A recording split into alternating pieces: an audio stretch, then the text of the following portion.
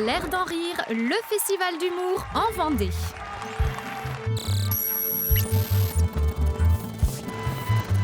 Two, three, four. Bonjour à tous, bienvenue dans l'émission Backstage. Ravi de vous retrouver pour cette nouvelle émission. Aujourd'hui, j'accueille l'humoriste Margot Demeris qui vient jouer dans le cadre du festival L'air d'en rire. Margot, bonjour. Bonjour. Comment tu vas ? Ça va bien, merci. Je suis ravi de t'accueillir dans cette émission. Merci de me recevoir. Et également dans le festival L'air d'en rire, puisque tu as été sélectionné par un talentueux directeur artistique. Ouais. Qui s'appelle Stéphane. Dont on taira le nom, j'allais dire. Oui, voilà, Stéphane, c'est juste son prénom. Ouais. Ravi de t'accueillir. Margot, dis-nous d'où tu viens et ton métier aujourd'hui, quel est-il et depuis combien de temps tu fais ce métier ? Alors, je viens de Lille déjà et je suis humoriste depuis 2 ans, officiellement pour Pôle emploi. Je suis intermittente depuis 2 ans, mais sinon je suis montée sur scène il y a déjà... j'ai commencé à monter sur scène en 2015, donc on est en 2023, donc j'ai commencé il y a 8 ans. D'accord. Et la scène, tu connaissais pas du tout, j'ai aucune 2015. Formation. Non, moi je suis...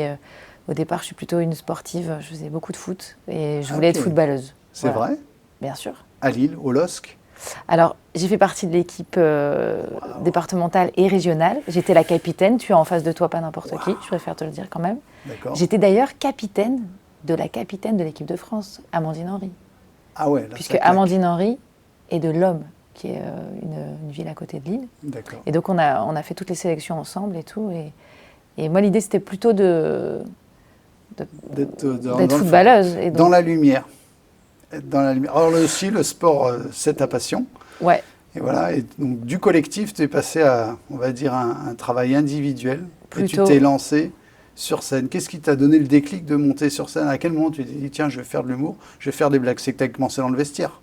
C'est-à-dire que Pas du tout. Non, moi, au départ, je suis quelqu'un de très introverti et très timide. Donc, je vais pas être du genre à prendre de la place et à faire des blagues. Il faut vraiment faut vraiment que je sois en confiance avec des personnes avec lesquelles je me sente vraiment bien pour commencer à me dégeler, tu vois. Donc, non, pas du tout. Je ne sais pas trop dire ce qui m'a fait basculer. Mais néanmoins, il devait y avoir des scènes proches de chez toi qui t'ont permis de mettre le premier pied. Des scènes ouvertes. Alors, non, comment on accède, en fait, comment on se dit... parce qu'il faut arriver, il faut avoir un peu de texte. Alors, figure-toi qu'en fait, moi, ce que j'ai fait, je bossais à la SNCF. Voilà, j'ai fait mes études en alternance et donc je travaillais à la SNCF. Et la chance que j'avais, c'était de pouvoir bénéficier des facilités de circulation quand tu es cheminot. D'accord. Donc, de pouvoir monter dans un train assez facilement.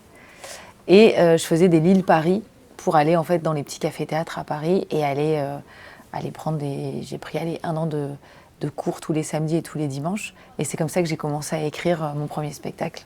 Tu avais visé d'entrée de jeu le spectacle. Le one. Et ouais, c'était plutôt le one. Aujourd'hui, ton univers ou ton style d'humour, tu es sur quel... Déjà, on est plutôt sur du stand-up, je pense, avec les codes du stand-up. Et mon style d'humour, alors j'arrive pas du tout à définir ce que je fais. Alors, le stand-up, donc tu vas être plutôt sur du quotidien, est-ce qu'il y a des thèmes d'actualité, tu travailles sur l'actu, l'actu pure, non, je pense pas, mais plutôt une critique globale de notre société actuelle, à travers évidemment mes lunettes, ma vision.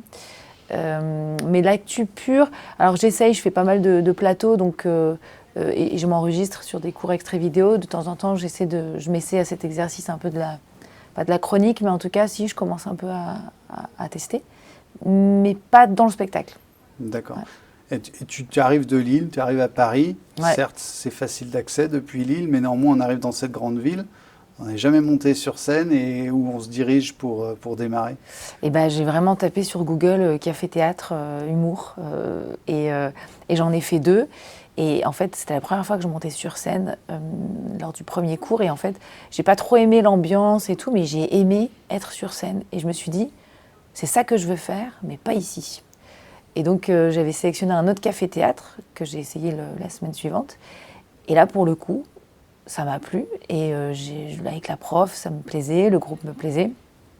Et puis, c'était parti, quoi. Voilà.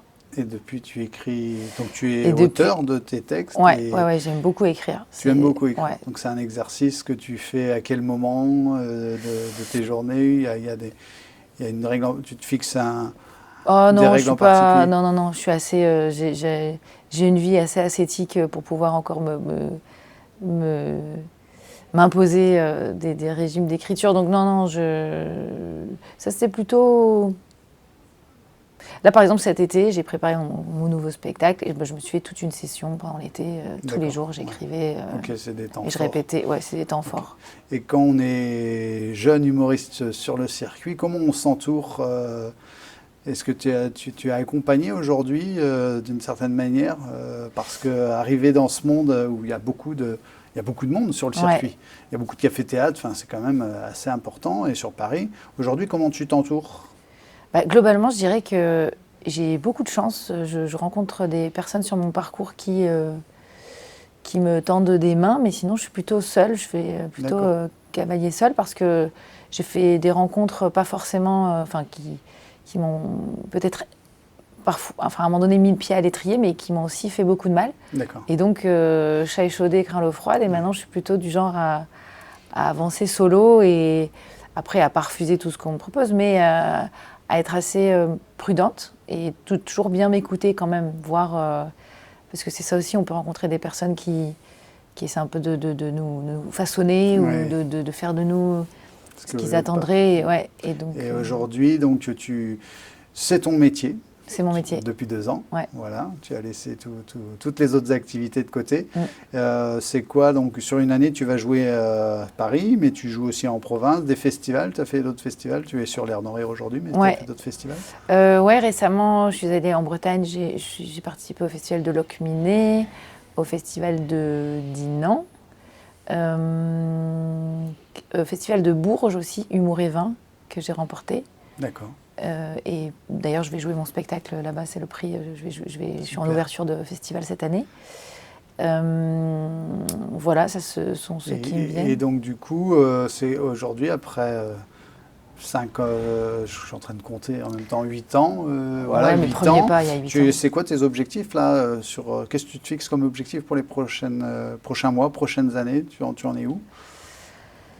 Bonne question. J'avance, je navigue un peu à vue. Hein, j'ai pas de stratégie. D'accord. Et je suis plutôt quelqu'un de fataliste. Enfin, au sens où je sème des graines et je fais des choses, mais je ne vais pas. Je vais provoquer, mais pas forcer les choses. Et donc, Tu te laisses porter.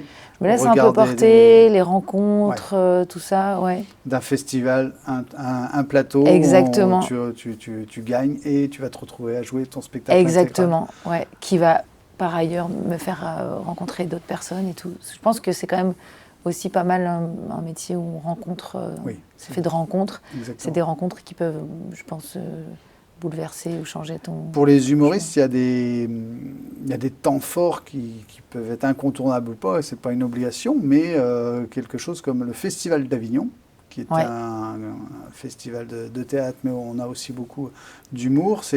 Est-ce que c'est quelque chose que tu as réfléchi? Parce qu'en termes de rencontres, là-bas, c'est quand même assez important. Oui, j'aimerais bien. C'est vrai que c'est bien que tu me le dises. J'aimerais bien le faire cette année. Cependant, là, il faut que j'en parle à la banque. Et ça, et franchement, C'est quand là même... qu'il faut se faire bien accompagner. Ouais, c'est là qu'il faut se faire accompagner parce que c'est vrai que c'est un très beau projet, Avignon, mais seul, c'est là où j'atteins mes limites. Ouais. C'est-à dire que... Au-delà du financier, c'est toute une préparation. Bien sûr. Et bien c'est là sûr. qu'il faut être bien accompagné, bien Ouais. entouré et bien le préparer. Tu as des échos par des amis humoristes de cet Avignon, ça J'ai fait des peur, échos. ça donne envie. J'ai des échos. Et en fait, je l'ai moi-même fait avec mon premier spectacle, je crois en 2017, mais j'ai eu la chance, en fait, comme je travaillais encore une fois à la SNCF, il y a vraiment un corporatisme avec cette entreprise, mais il m'avait prise en charge déjà pour la salle, il disposait d'une salle qui était pas intramuros. Intramuros, on dit? Ben non, enfin dans les remparts. Oui, l'intramuros, c'est ça.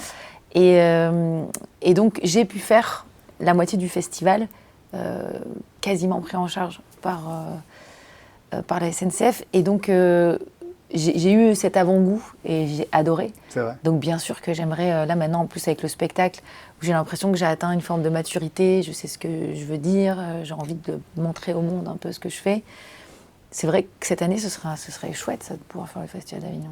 Et en attendant cet éventuel projet, on te retrouve où à Paris Au point virgule. Au point virgule, Je fais des exceptionnels. Là, la prochaine, c'est le 30 octobre. Et sinon, je joue un peu partout en France, là où on m'invite. On va proposer aux téléspectateurs de découvrir ton univers à travers un extrait enregistré dans le cadre du Festival d'Air d'en Rire, le tremplin où tu participes cette année. Ok, cool. Je suis trop contente d'être là. J'aime bien aussi aller dans d'autres régions. Je trouve que c'est bien de pouvoir voyager un petit peu partout en France. Ça, je suis trop contente pour ça. Je suis trop contente. Ça me permet de découvrir d'autres cultures et tout. Parce que moi, je vous dis, j'ai jamais su ce que je voulais faire de ma vie professionnelle. C'est pour ça que je me trouve sur scène, d'ailleurs. Et à l'école, j'ai toujours été dans le groupe B, chez les moyens. Ouais. Groupe lecture, à la piscine, toujours dans le groupe B. Et ce n'est que bien plus tard que j'ai pu mesurer mon niveau culturel en fréquentant des lettrés, des thésards, qui se bourrent la tronche au Chablis bio dans des bars alternatifs en écoutant du jazz manouche. Et c'est en buvant avec eux que j'ai appris à me poser des questions et surtout à remettre en question tout ce qu'on m'avait appris, bien que je suis la preuve vivante que l'on peut très bien vivre dans l'ignorance. Je veux dire, combien d'années ai-je vécu en pensant qu'un Touareg était un gros 4x4 ?